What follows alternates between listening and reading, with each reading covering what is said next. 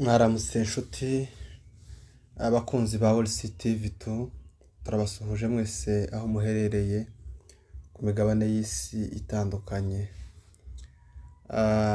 Kuba bukeye ni mwaramutse, kuba bwije ni mwiriwe. Dukomeje no kubashimira kubw'urukundo mukomeje kugaragaza wo gukunda ibiganiro bica kuri All City V2. Uyu munsi wa none twabateguriye isomo aho tuza kuganira hejuru y'ifaranga, amashiringi. Icyo kintu tuza kuganira ku munsi wa none, amafaranga niki, amafaranga akora gute. Benshi cyane muri twebwe abatuye no mugabane w'isi barize baraminuza, abanyabwenge bukomeye cyane, bagira amadoktoras menshi cyane, bagira ku nzego zigiye zitandukana. Donc abantu bibitseho ubumenyi burenze, ariko mu mashuri yose twize ntabigeze biga hejuru y'ifaranga. Si faranga niki. Business, abize business nabo bashaka kubikoraho, ariko ntabwo bigisha abantu hejuru y'ifaranga, tumenye ifaranga icyo ari cyo. Business bakwereka ukuntu watangira business yawe, ukuntu wayimanaginga, ukuntu wayicontrolling ikaraninga neza, ariko ntabwo bigera bakwigisha za faranga uzakoresha. Si faranga niki. Ntabwo tuzi agaciro k'ifaranga, ntabwo tuzi uko ifaranga rikora. Rero uyu munsi wa none twategura ishuri rigufi cyane, ariko rishobora gukingura imitwe yacu, rigatuma tubasha gukoresha amafaranga yacu kuko yabugenewe. Benshi cyane bibwira ko icyatumye baba broken cyangwa se bakitwa abakene ko tubivuga nuko byenda bahembwa umushahara mukeya cyangwa bagakorera amafaranga makeya, ariko ntabwo ari byo. Gukorera umushahara muke si ikibazo, kuko hari abandi bakorera makeya cyane kuri ayo ngayo ukorera, ariko bakaba babayeho mu buzima bwiza, ndetse kuri none bakaba ari abakire. Rero guhembwa amafaranga menshi ntabwo ari cyo kigira umuntu umukire cyangwa se kigira umuntu umukene. Ukizwa cyangwa se ukeneshwa n'uburyo ukoresha ifaranga. Rero ndagusaba mutega amatwi umukurikire mu kiganiro cy'umwanya muto, bishobora kuguhindura ubuzima bwawe ejo hazaza, ukazaba umukire mu bandi. Rero iyo tuvuga ukuntu ifaranga zikora, turaza kwifashisha ibintu bine bidufasha kumenya uko ifaranga zikora, cyangwa se uburyo ifaranga twazimanaginga, uburyo ifaranga twazikoresha kugira ngo tubashe gukira. Ikintu cya mbere ni ukwaninga. Iyo tuvuga earning haba harimo salary cyangwa se profit. Salary ni umushahara cyangwa se inyungu. Abantu benshi babeshejweho n'umushahara, ifaranga babona nyuma y'ukwezi cyangwa se nyuma y'amasaha cyangwa se nyuma y'icyumweru, ukitwa umushahara igihe ubaye ukorera umuntu runaka cyangwa se ukorera government. Uwo ni umushahara n'ubeshejeho 60% y'abatuye isi babeshejweho na salary. Benshi bakorera government, abandi bakorera abandi. Hanyuma indi 40% cyangwa se 40% ibisigaye ni abantu bikorera, ari babeshejweho na profit. Donc umuntu akira company yiwe akabeshwaho na profit iva muri company yiwe. Umuntu akikorera akihangira imirimo, akaba umuhinzi, akaba umworozi, akaba umuvunjayi, agakingura iduka. Umuntu akaba yakingura company runaka yoroheje, cyangwa se agacuruza ibicuruzwa byoroheje cyane, akabeshwaho na profit. Rero abantu batuye umugabane w'isi babeshejweho n'ibintu bibiri. Bamwe babeshejweho na salary, abandi bakabeshwaho na profit. Cyane ntaratambuka ku kantu, ariko byakabaye byiza nubwo twasanze pourcentage nyinshi cyane zibeshejweho na salary, ariko byakabaye byiza cyane dusanze pourcentage nyinshi arizo zibeshejweho na profit. Kuko salary ni ibitonyanga bya profit bya nyiri business. Ni ukuvuga ngo iyo ubeshejwe ku bwa salary, iyo ubayeho bw'umushahara, kubwo guhembwa nyuma y'igihe runaka, uhembwa ibitonyanga, uhembwa utuvungukira, uhembwa utwasigaye ku nyungu za nyiri bizinesi. Nyiri bizinesi afata inyungu ze akazikuraho ariyo profit, hanyuma utwasigaye dukeya akaba ari twaguheza tukitwa salary. Wowe twagera iwawe twaba ibyishimo ngo wabonye salary, or nawe ufite ubushobozi bwo kuba wakorera profit nawe ugatangira gutanga salary. Salary ni resulta z'uwakoze business yiwe akuraho profit, then akabona gusigara salary. Okay, nimba ubeshejweho na salary utangira ubitekerezeho, kandi nimba ubeshejweho na profit uraje cyane, uri mu muhanda mwiza ukwerekeza gukiza. Kuko profit iba limited, ifite aho idatambuka. Salary ntita, nimba ku rugero ukorera amadolari 5 ku isaha cyangwa $15 ku isaha, reka tuvuge gutyo, nimba ukora $15, $15, $15 per hour, ni ukuvuga ngo wakora cyane, nukora cyane urungura company cyangwa se urungura boss wawe, ariko yo mushahara gusira bijya $15.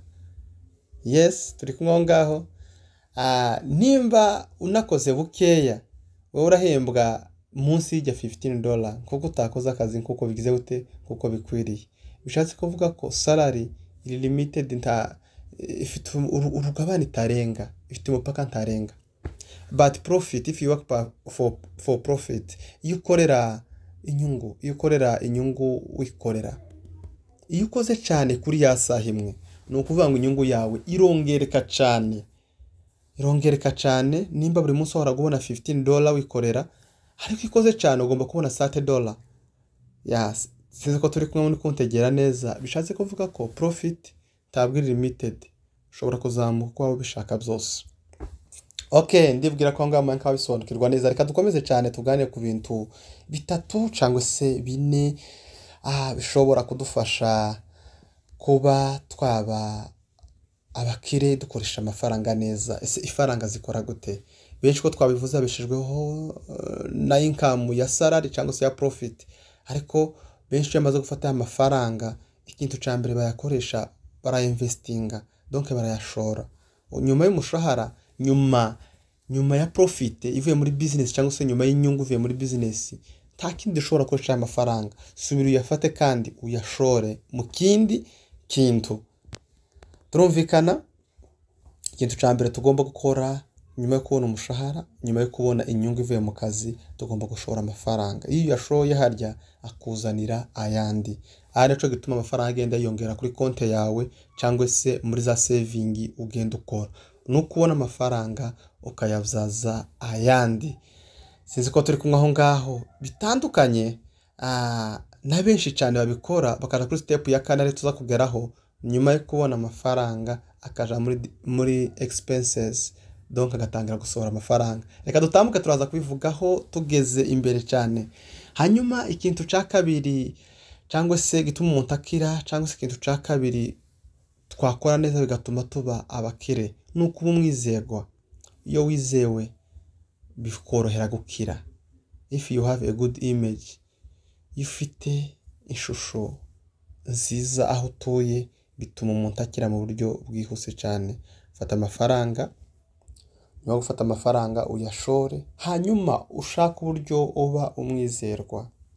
Uvugisha ukuri mu byo ukora byose. Umukastoma wawe nimba gusabye ikintu, mubwire ko utagifite, cyangwa mubwira agategereze nyuma y'iminsi 2. Ya minsi 2 izaba iminsi 2. Tukamubwira nyuma ngazakibona nyuma y'iminsi 2, uzi ko kizamara ibyumweru 2. Iyo hari bishije ishusho yawe, ni ukuvuga ngo n'amafaranga yawe akora nabi. Ifaranga ntabwo zigura icyizere, ariko umuntu wenyine niwe ugura icyizere, kandi umuntu akakigurisha. Icyizere kigurwa ku busa, kandi icyizere kigurishwa ku busa. Sinzi ko umuntu ubishe neza. Baramubona bizerwa, abadonors cyangwa se abaterankunga bakabizera, bakabaheza billion dollars, ntabwo babiguza amafaranga. Kandi iyo ubaye n'umuntu bamukuriyeho icyizere, yari umwizerwa, ntabwo abigurisha amafaranga. Ni ukuvuga ngo icyizere iyo tugikoresheje neza naco kituzanira ifaranga kandi gituma dukoresha amafaranga yacu mu buryo bwiza. Abakasitoma bariyongera uko bukeye n'uko bwije iyo dufite icyizere. Rero tugomba gukoresha ifaranga neza, bitandukanye na benshi bashaka kugura icyizere bakoresheje ifaranga. Ifaranga ntabwo zigura icyizere. Hanyuma ikintu cya gatatu gishobora kudufasha gukira cyangwa se uburyo dushobora gukoresha amafaranga yacu, tugomba gukora saving. Mu byo dukora byose ufata income, ubone salary, ubone profit, uyinvest, uyishore mu bintu runaka, nyuma ibivamo ukore saving. Fata byibuze 10% cyangwa se 15% ya profit yawe cyangwa se ya salary yawe, uyikore saving. Saving gufasha muri ya minsi iri imbere, igihe c'ubukuna, sinzi ko ugisha mu byumva neza, igihe cy'iki, igihe cy'imbura amazi, igihe cy'ibibazo. Iyo ubaye ufite saving cyagihe iragufasha ukongera ugasubira ku murongo warugezeho. Urugero, saving ni nziza iragufasha. Nko mu myaka ishize mwabonye igihe cya corona, benshi barafite za business zikomeye, habaye shite, benshi barahomba cyane.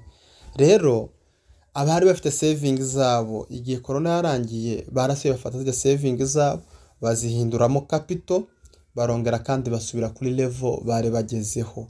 Ariko bari bafite gusa bari bafite za business zikomeye badafite saving, igihe corona yabaye zirahomba, babuze icongera gusubira kubazamura. Rero ni byiza kwizigamira, ni byiza gukora saving, bigufasha ejo hazaza mu minsi mibi utazi, cyangwa se zikagufasha kuba wanatangira indi business mu minsi iri imbere. Cyo ni ikintu cya gatatu tugomba gukora. Amafaranga tugomba kuyakoresha, faranga zigomba kuja muri saving. Ikintu cya gatatu tugomba kujuraho aco cyane imifaranga zikora no kwishura amadeni cyangwa se imyenda y'abandi tuba turimo. Cyo ni ikintu, iyo ni last step tukwiriye kuza dukoresha amafaranga. Bitandukanye nuko benshi cyane amara kubona salary yiwe, cyangwa se abonye profit nko twabivuze, agahita yirwankira kwishura expenses, akaja mu madeni, kwishura ideni, kwishura imyenda y'abandi abayemo.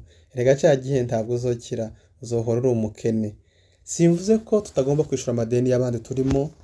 Of course dukwiriye kubitimiza kuko twavuganye n'abaduhaye iyo myenda, dukwiriye kuyishura kuko bikwiriye. Ariko kandi inzira, umuhanda wo kwishura umwenda bigenda bite? Ikintu cya mbere ko nababwiye, ugomba kubona amafaranga bitewe n'inzira yinjiramo. Cyakabiri uko yashora mu kindi kintu kibyara amafaranga.